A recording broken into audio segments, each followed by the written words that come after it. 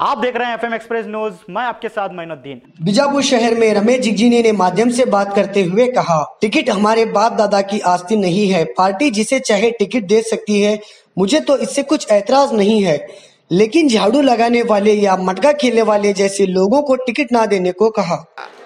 ಈಗೂ ನಾ ಹೇಳ್ತೀನಿ, ಟಿಕೆಟ್ ನಮ್ಮ ಅಜ್ಜನ ಆಸ್ತಿ ಅಲ್ಲ, ಯಾರೋ ಒಬ್ಬ ನಮ್ಮ ಪಕ್ಷದವ್ರು ಕೊಟ್ಟ ಟಿಕೆಟ, ಜನ ಓಟ್ ಹಾಕಿ ಆರಿಸೋದು ಜನರ ಕರ್ತವ್ಯ.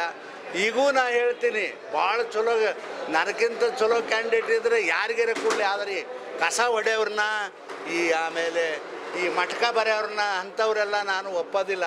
ಚಲೋವ್ರು ಯಾರೇ ಬರ್ತಿದ್ರೆ ಬರಲಿ, ಜನರ ಸೇವಾ ಮಾಡಲಿ, ನಮ್ಮ ಅಜ್ಜನ ಆಸ್ತಿ ಅಲ್ಲ, ನನಗೇನು ಬೇಕೇ ಅಂತೇಳಿ ಅದಕ್ಕೆ ನಾನು ಜೋತು ಬೀಳೋದಿಲ್ಲ.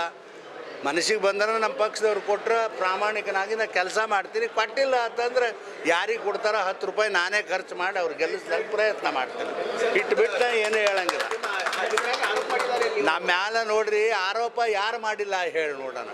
ನಿಜವಾಗಿ ನನ್ನ ಮೇಲೆ ಯಾರು ಆರೋಪ ಮಾಡೋಂಗಿಲ್ಲ, ಎಲ್ಲರೂ ಆರೋಪ ಮಾಡ್ತಾರೆ ಬೇಡದವರು.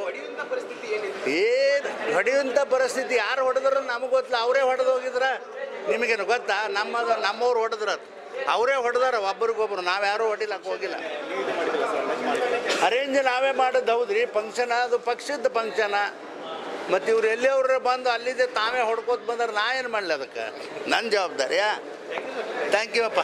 और भी लेटेस्ट खबरें देखने के लिए जुड़े रहिए एफएम एक्सप्रेस न्यूज के साथ और हमारे चैनल को सब्सक्राइब करना और साथ ही बेल आइकन को दबाना ना भूलें, ताकि हमारी हर एक लेटेस्ट नोटिफिकेशन आप तक पहुंचती रहे। एफएम एक्सप्रेस न्यूज, आपकी आवाज़ हमारी पहुंच।